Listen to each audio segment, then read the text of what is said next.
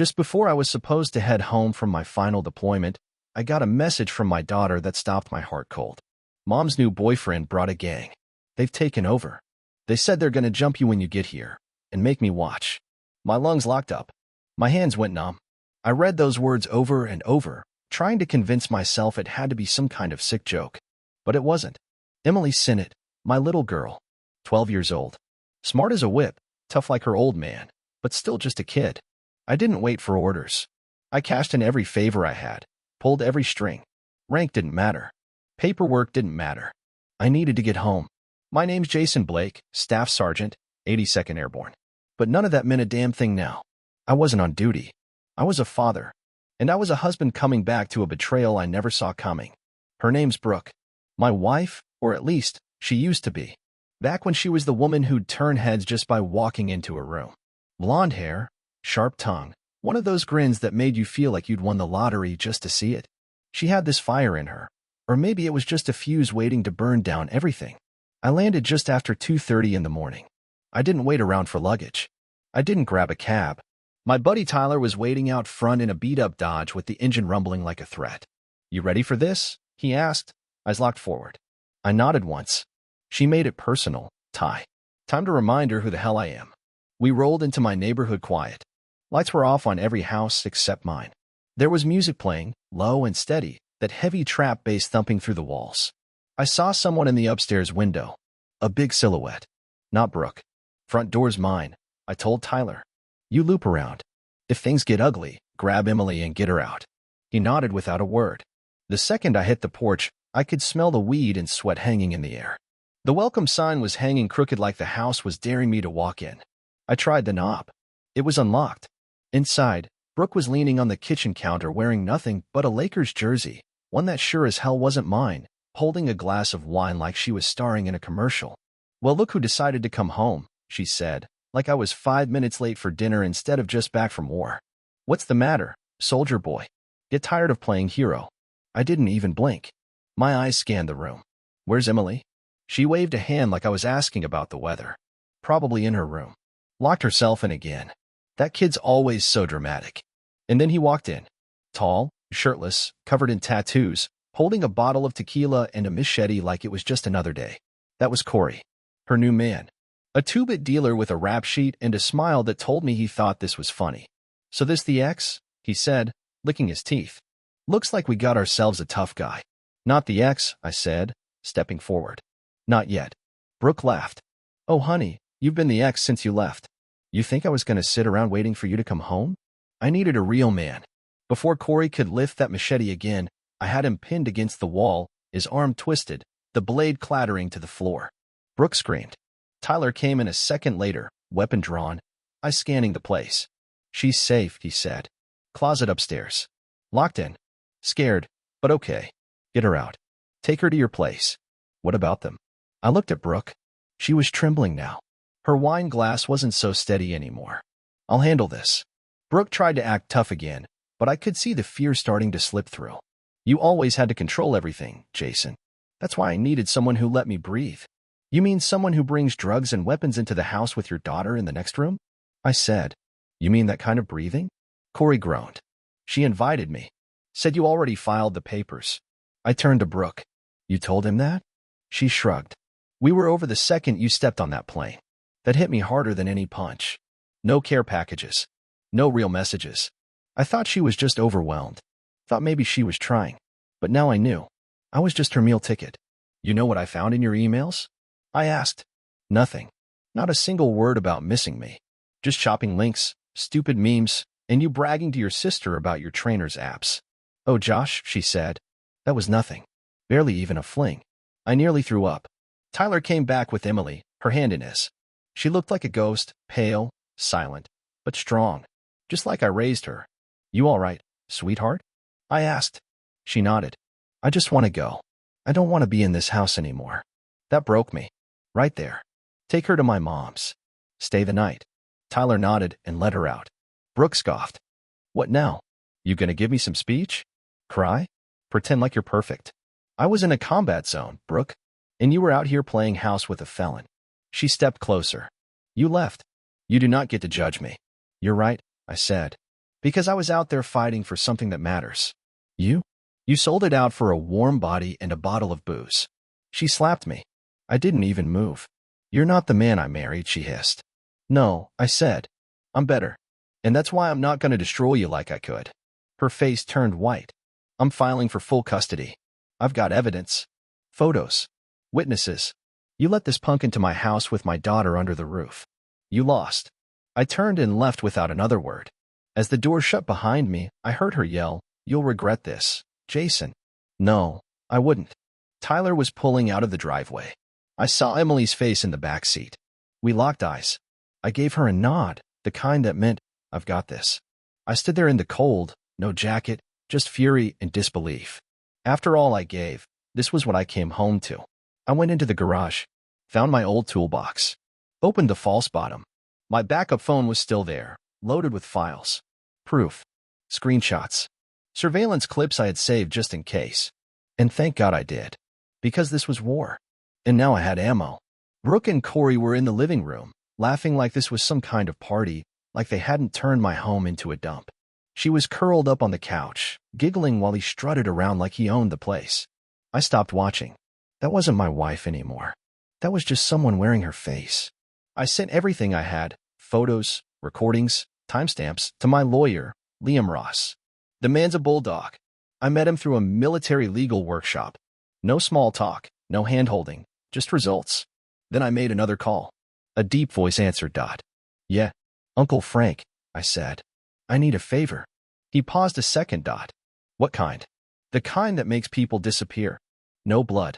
Just a message. He didn't even hesitate. Say no more. Frank isn't family by blood, but he was close with my dad. Old school guy. Used to run a construction crew, knew folks who knew folks. The kind of man who could make a whole block go quiet with one phone call. I didn't want revenge. I wanted safety for me and Emily. I needed Corey and his crew out of my house now. Half an hour later, I saw them pile into a rusted-out pickup. Corey and two others. They tore out of the driveway like cockroaches running from a light. Whatever Frank told them, it worked. Once they were gone, I walked back inside. Brooke was still on the couch, knees pulled to her chest, hugging herself like the victim in a story she wrote. She looked small for once. Weak. You think chasing them out fixes this? She muttered. You think making me look bad makes you some kind of hero? I didn't raise my voice. I didn't need to. I think telling the truth makes me the hero, I said. And you? You've been hiding from it for so long, you don't even recognize it anymore. She glared at me.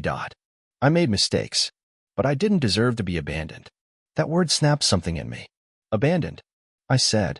I was deployed, serving overseas. I wasn't on a beach. You didn't get lonely, you got selfish. She flinched. I looked around. The house I used to love felt cold now. The air stank of weed, sweat, and betrayal. Picture frames were tilted or gone. The home I'd worked for. She'd let it rot.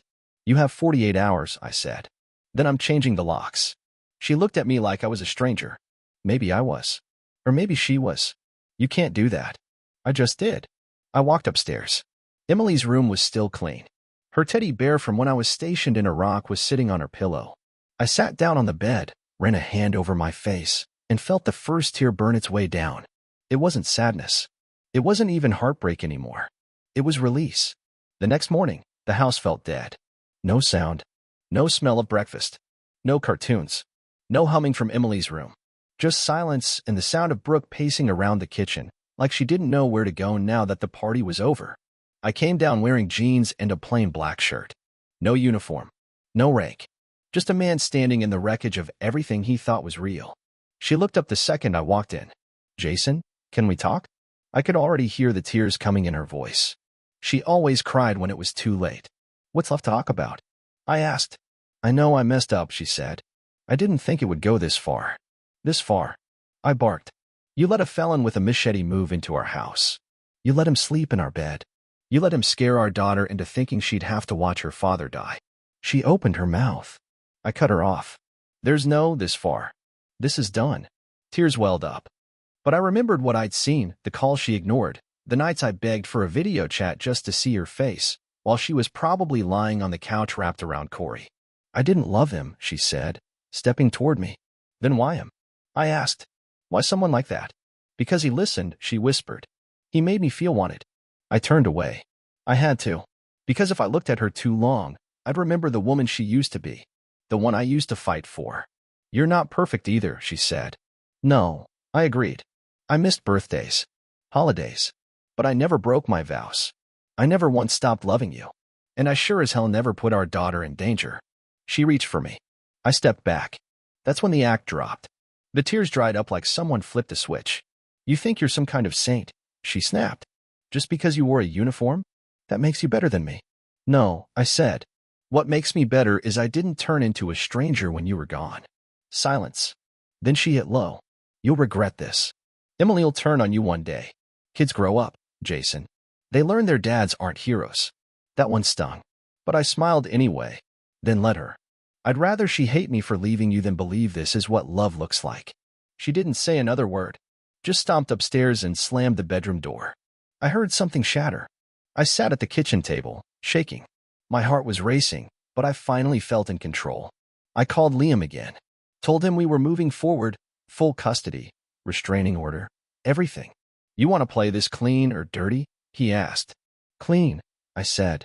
Truth only. Let the court see what she really is. Then I called one more person.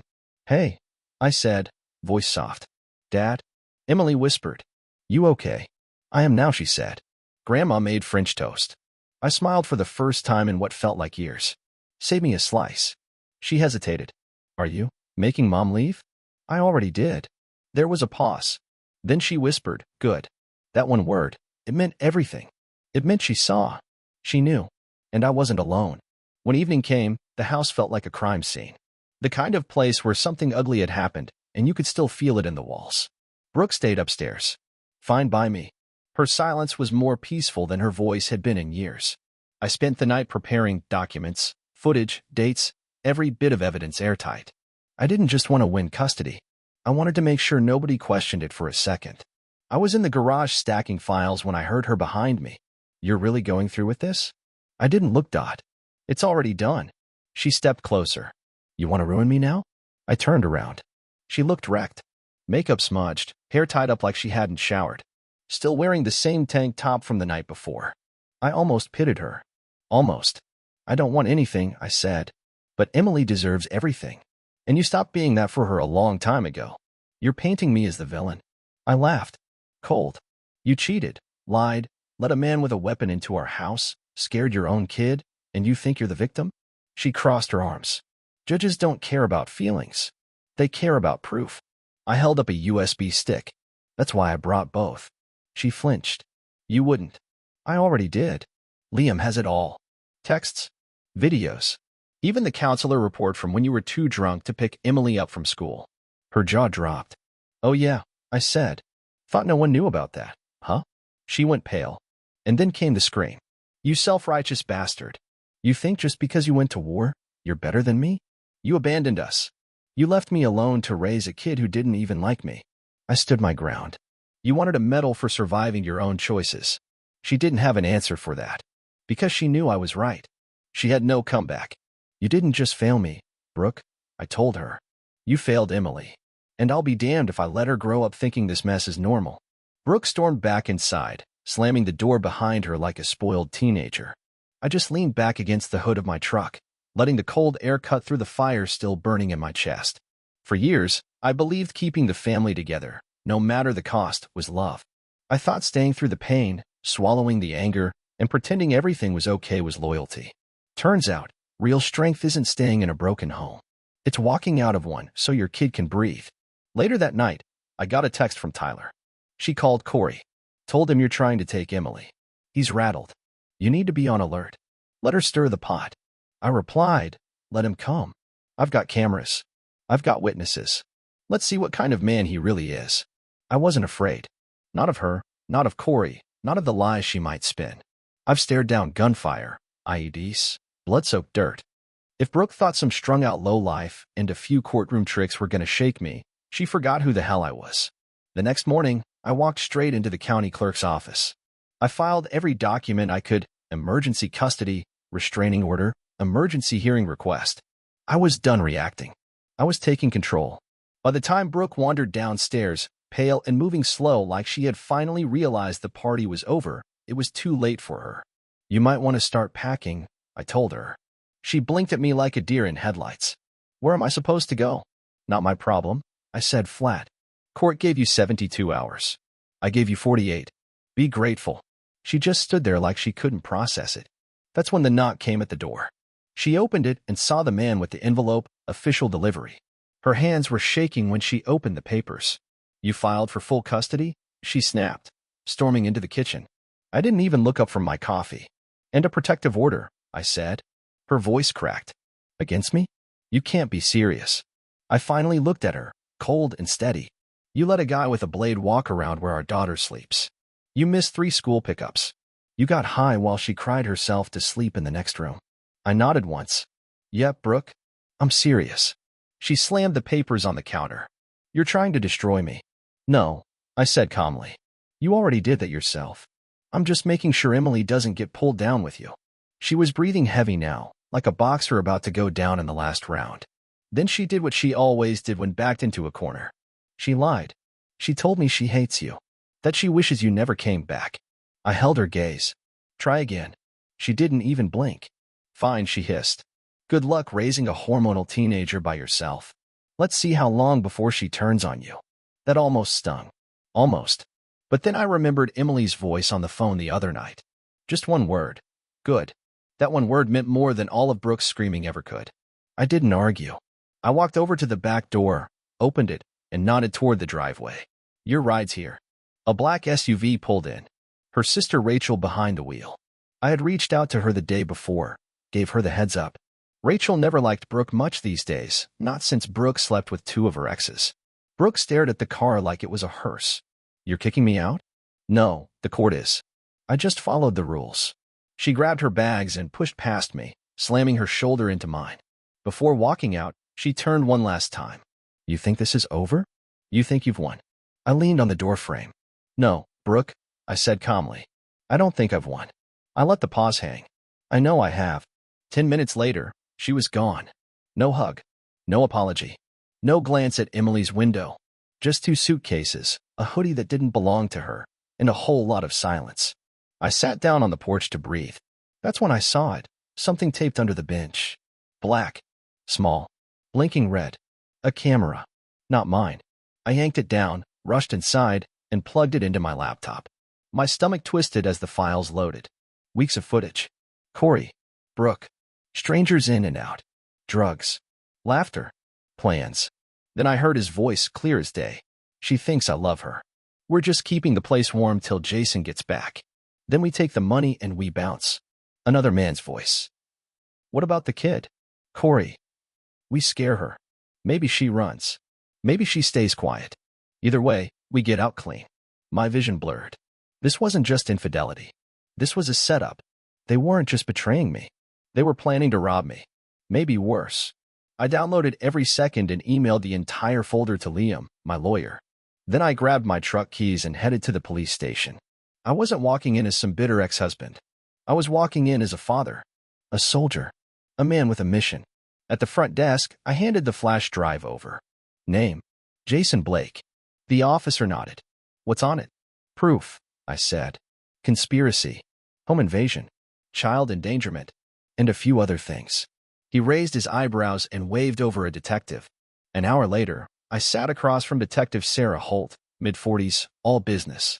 She plugged in the drive and watched the videos. By the 3rd clip, her eyes narrowed. By the 6th, she paused. You realize this is serious? She asked. I nodded. That's why I brought it in. If this footage is real, you're looking at multiple charges for Corey and potentially your wife. She's not my wife anymore. She clicked through more files, her face unreadable. Corey's on parole for assault. If this is real, he's done. And Brooke. She brought this into my house. Into my daughter's life, I said. Do what you need to. Holt nodded. We will. If either of them comes near you, call me directly. You're not alone, Mr. Blake. Those words hit harder than she knew. Driving home, my phone rang again. Liam, you sitting down? He asked. What now? The judge saw everything. You've got full custody. Emergency protection granted. Brooke's barred from contact until the court hearing. I sat quietly for a second. You okay? Liam asked. Yeah, I said. Better than I've been in years. That night, Tyler brought Emily home. She ran straight into my arms, dropped her bag, and hugged me like she hadn't breathed since I left. I missed you, Dad. I missed you more, kiddo. We didn't mention Brooke. We ate macaroni and cheese. We watched cartoons. Fell asleep on the couch like old times. Peace settled into the house for the first time in years. The next morning, Holt called. We got Corey. Picked him up last night. He had illegal weapons and narcotics in the car. He's talking already. I closed my eyes. And Brooke? We're arresting her this afternoon. You'll be notified. Just thought you'd want to know. I do, I said. Thank you. She hesitated. Most men fall apart during stuff like this. You didn't. I laughed, quiet and dry. I already fell apart. This is me getting back up. I hung up and looked over at Emily, still asleep on the couch, her sketchbook in her hands. This wasn't about revenge anymore. It was about building something better for her. Brooke tried to break me, tried to use lies, fear, and chaos to rip me apart. But she forgot something. You don't beat a soldier by ambush. You beat him by meeting him head on. And she never had the guts for that. The house felt different. Not just quiet, but clean, like something rotten had finally been ripped out by the roots. No more stale cigarette stink. No perfume covering up cheap lies. No walking on eggshells around someone who looked at me like I was a stranger. It was just me and Emily now. We spent that Saturday boxing up the rest of Brooke's things, what she hadn't grabbed when her sister picked her up. Emily didn't say much, just went from room to room, calm, focused, like she was cleaning out the last pieces of someone she used to believe in. Old heels, empty perfume bottles, scarves she never wore. All of it went into cardboard boxes. When we got to the bedroom, she paused. Brooke's makeup mirror was still sitting on the dresser, smudged with fingerprints and dried concealer. Emily picked up a hairbrush and just held it, looking at it like it used to mean something. I used to think she was the prettiest woman in the world, she said, real quiet. My throat tightened. I swallowed hard. She was beautiful, I said. But she forgot how to be good. Emily nodded. Then she dropped the brush in the box and shut the lid. That night, we lit a fire out back. The kind we used to build for camping. Only this time, it was for something else. We burned the old letters, the cheap costume jewelry, that ugly purple Lakers jersey Corey had left behind. Brooke's notes curled and blackened in the flames. Her perfume fizzled and vanished into smoke. Every lie, every memory soaked in pain, we let it all burn. It wasn't anger. It was release. By the next morning, the wheels of justice were already turning. Liam called to confirm it. Brooke had been arrested, out on bail, but the judge had upheld everything we filed. No contact, no visitation. The video footage, the police report, Emily's school counselor's statement, my deployment record. It all painted the picture clear as day. She doesn't stand a chance, Liam said. You'll have full custody by the end of the month. I didn't feel victorious. I didn't pump my fist or yell out in relief. I just sat there at the table and exhaled. Not because I'd won, but because it was over. That afternoon, a letter came. Handwritten. From Brooke. Emily was at school. I opened it alone, sitting at the kitchen table where we used to eat pancakes and laugh at dumb sitcoms. Now it was just a table. Another object stripped of meaning. The letter said, Jason, I know you hate me. Maybe I deserve it. I never meant for things to end this way. I was lonely, angry. Corey told me everything I wanted to hear. He made me feel wanted again. It was a lie, but I believed it, because I didn't want to feel empty anymore. I never meant to hurt Emily. I swear I didn't. I don't expect forgiveness. I just want you to know, I did love you once. Brooke. I read it twice, then folded it neatly and slid it into the shredder. That letter wasn't for me. It was for her. For her guilt. For her own reflection. She wanted to feel better about herself, but I wasn't here to carry her shame anymore. She'd had years, countless chances, to fix things, to speak up, to tell the truth. And she chose silence every single time. Now it was my turn to choose. And I chose peace. I chose Emily. I chose to move forward. That night, as I tucked Emily into bed, she looked up at me. Are we going to be okay? She asked. I brushed a bit of hair behind her ear and smiled. We already are, I said. Then I sat on the porch, whiskey in hand, watching the sky go dark, the air still and calm around me. It wasn't the life I pictured for myself, not by a long shot. But it was mine again. And for the first time in a long, long time it felt like freedom.